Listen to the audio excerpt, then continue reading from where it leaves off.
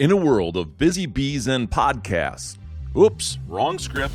During the recording of the following podcast, no Democrats, Republicans, actors, chemists, dogs, cats, well, you get the idea, were harmed. However, it has been said some have been offended by the opinions seen and heard here. Oh, and please remember to pull clips out of context. Wait. Ladies and gentlemen, Matt Logan. Welcome to Shh, It Matters. Sorry. I'm sorry. We thought you were someone else. It's so awful. There's no way to even begin to explain what's so awful about it. Tell me more. Where's the stuff? Come on, put a little more into it than that. This is Craig Uglin. I'm going to take that clip now. I bet you will. You can find me on Facebook, Instagram, and Shh, It Matters. The votes are in, but take a look at Jackie and Craig because Jackie's chilling on the chair and she is super content right now. But we're just going to say it failed. The police ballot question, we're going to talk about where it failed and where it was strong, they say. This according to the Minneapolis Fox 9 News. Where it failed, they say the police question failed hardest across the far south Minneapolis and the Lakes area. The individual precinct where it fared worst was Ward 7, Precinct 2D, which is between Lake of the Isle and Cedar Lake. The police question just got 17% support there. The overall ward where it fared worst was Ward 13 in southwest Minneapolis, which accounts for 8 of the 12 worst performing precincts. Not surprisingly, the ward's council member, how do you say her name, Craig? Linnea P. Yeah, I'm sorry, Linnea. I don't mean to mess up your name here. Palmisano? I think so, but I've said this a million times on the show. I'm terrible with reading names. I'm sorry. It's just... We'll go with Linnea Palmisano. Okay. We'll stick with that. Palmisano. She was among the strongest voices against the police question and was easily reelected last night. Big picture, the defeat was sound across the city. The police question failed, got less than the required 51% support in 90 of Minneapolis's 136 precincts.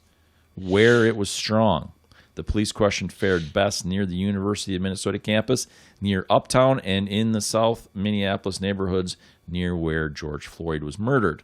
The precincts where it fared best, Ward 2's Precinct 10 and 4 are both near the U of M campus.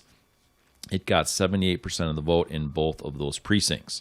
Special attention can be called to Ward 9, Precinct 7, which includes Cup Foods and... Did they mean Cub? Cub, yeah. Okay, and 38th and Chicago. The police question got 62% of the vote in this precinct, which is 18th best in the city and doesn't quite make the top 10 list below. Woo! Interesting. So what I've read and seen on this, and I haven't looked at who supported it and who didn't, and crime rates in those areas, but my understanding is from my limited research is that the vote to abolish the police department failed in the high crime areas and the high home value areas, where people, in my opinion, would have the most to lose. People that are affected by crime and people that have high value properties. And it was mostly supported to abolish the police department or defund the police and reimagine our public safety in more of the middle class areas that... It's a very political way of saying that. I just can't pull back. I know. Where you had your social justice warriors. How was that? Yeah. Interesting. The people that need the police want the police. Yep. The people that are affected by this want the police. Isn't that who you should be listening to? Yeah. And this isn't something that's against. It's not anti-police reform. One of the gals that helped push to get this on the ballot said she didn't know when she walked in the ballot box which way she was going to vote. She was a huge proponent of defunding the police last year. Mm-hmm. And then as she thought about it and did more research, and again, she pushed to get it on the ballot to let people have their voices heard, she voted against it. Because I'm assuming she came to the realization that we have to have our police.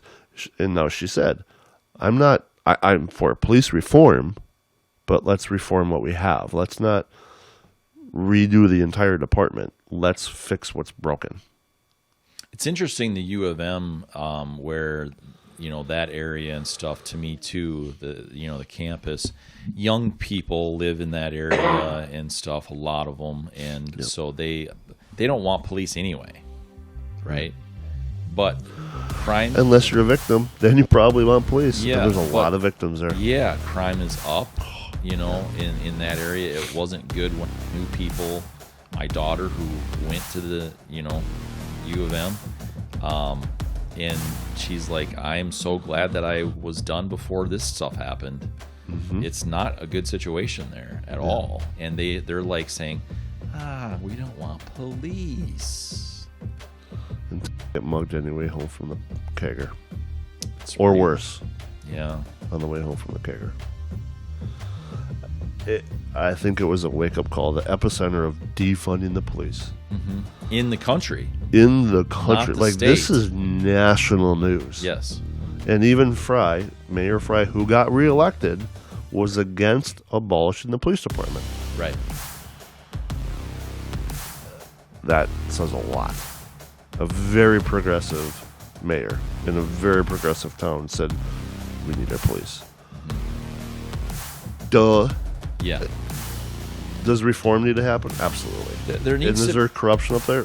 Absolutely. And the reform, though, shouldn't stop at the police department. The reform needs to go, which, I don't know. I didn't want to do this, but I guess I have to because he's involved. Ellison,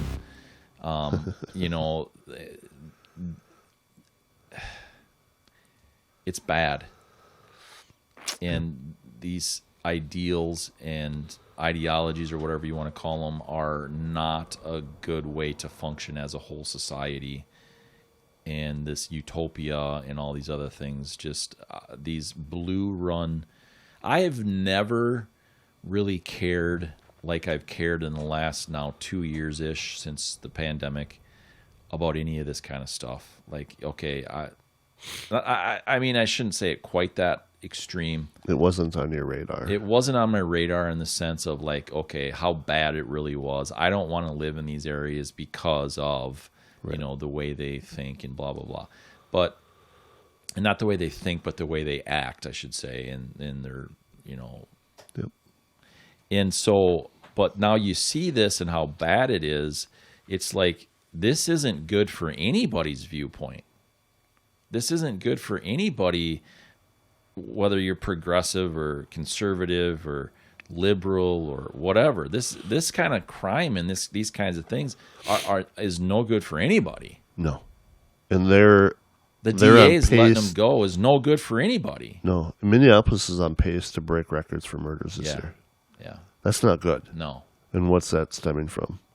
The police are either done or scared. Right. I see it it's locally. So much deeper than the police, though. It is. They can't. It's cultural. It's not cultural it's group of people. It's the mentality of the area up there. No, exactly. And that's the police are bringing them in front of the judges, and they're not being prosecuted, and they're not being, and so the police are getting really the raw end of the deal, and they're becoming callous, and the scapegoats. Yep.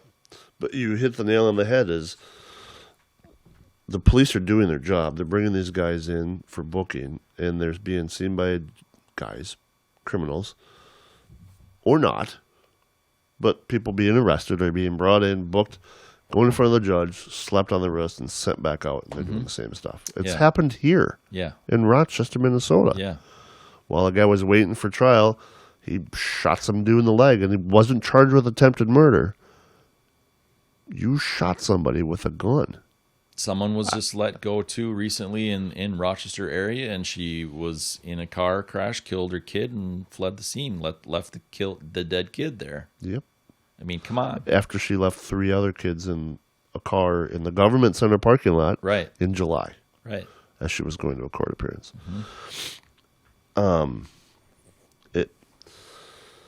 So the police can't. The people need to be held accountable, and that is the criminal. That is the district attorneys. Those are the judges. The and bad those police. and those are the police. And the criminals. They Yeah, all that's need what to be I held said. accountable. Yep, Sovereign was a schmuck. He was a bad cop. Yes. And he needs to be sitting in jail. The circumstances of what happened were horrible. Nobody's going to deny that. And the vast majority of police want the bad police prosecuted and persecuted. But the problem is when those good police stand up and say, "Hey, this guy isn't good, this gal isn't good," and then it's not anonymous, never is. No. And so then the DA lets him go, and or internal affairs or wherever, however far Or up the chain it union goes, or whatever. Yeah. And so they let him go, and oh well. And so then guess what? The good cops aren't going to be good cops because they're not going to turn people in. They're not going to say you can't do that. nothing's going to happen. It creates this whole massive snowball. Yeah. It starts out tiny and it becomes big. And here we have, like you say, a national thing. And people spoke and they said, no, we need our police. Thank you very much. Have a nice day. Let's improve what we have. Yep. Don't start. And there's so many facets to this. And I'm seeing it locally. Those older officers with experience that they're retiring early because they're sick of it. And it's bad for any profession to lose your experienced people, whether it's police or law enforcement, whether it's the legal system, whether it's first responders or any career. You're losing your experience.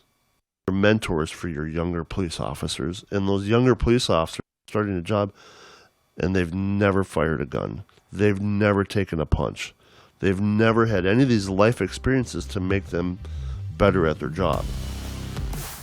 Anybody that's never been punched or hit in the face is going to be very skeptical if they have to take somebody down because they don't know what it's going to feel like to get hurt.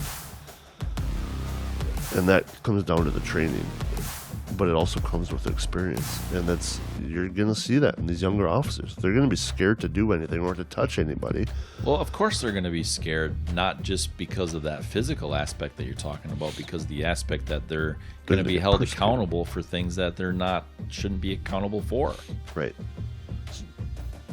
Was it Indiana or Ohio where the police officer rolled up on the scene and he shot the 16 or 17-year-old girl that, unbeknownst to him, was being attacked by other girls, but when he got to the scene, she was then, at that point, attacking other girls, and he shot her because that's what he saw. And I think she had a knife. She had a knife and was stabbing. Actively, yes. So he did, in my opinion, from the video I saw, he did what he was supposed to do. Right. If she would have stopped what she was doing when she was commanded to stop by the police officer and didn't, and was in motion to stab another girl. Listen and fight it in court. Yep. Listen to live another day. Yes. Let's live another day. Let's live another day. See you next week. Okay, so I'll see you later, huh? I'll give you a call. Hammer the share button. Go ahead and hammer out a comment to us. Go ahead and hammer the like button. Go ahead and hammer the subscription button. Go ahead and hammer the notification bell so that when we have new content up, you're the first to know about it. We really appreciate the comments, shares, likes, because you know what? That's the best way you can support us, because the algorithms on all these fancy computers, that's what they need. We appreciate it.